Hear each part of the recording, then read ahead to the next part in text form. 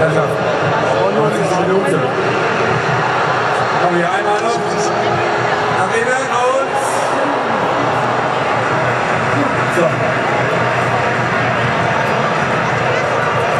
War das der Schlusspfiff? Es gibt nochmal einen Abstoß. Und das war's. Das war's. Deutschland gegen Ghana. 1:0. Und das wollen wir heute Abend noch besser sehen. Und wir sagen herzlichen Glückwunsch, kommt mal hoch zu uns. Markus, André.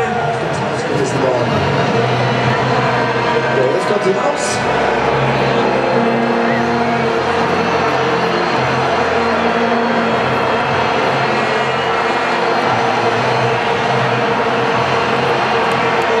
Das hat schon was von Endspielatmosphäre.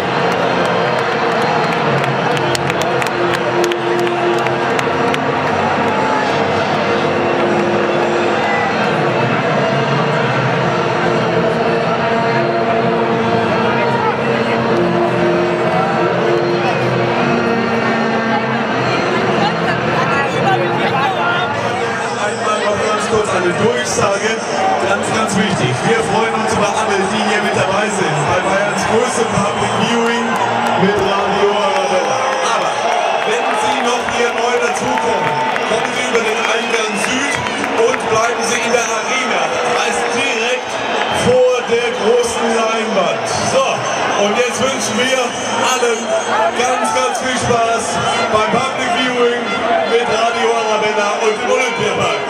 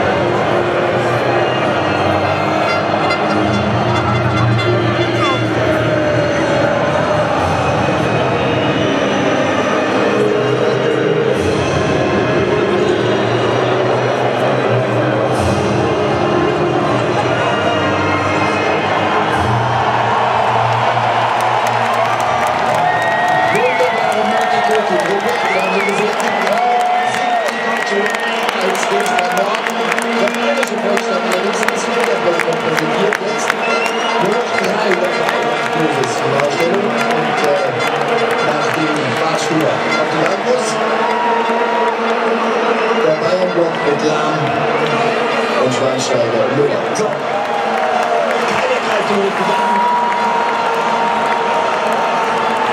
Und das ist perfekt. Jungs zum Sieg gespielt. Keine Chance. Deutsche Mannschaft wird mit 1:0 und hat endlich das eigene sportliche Schicksalsstück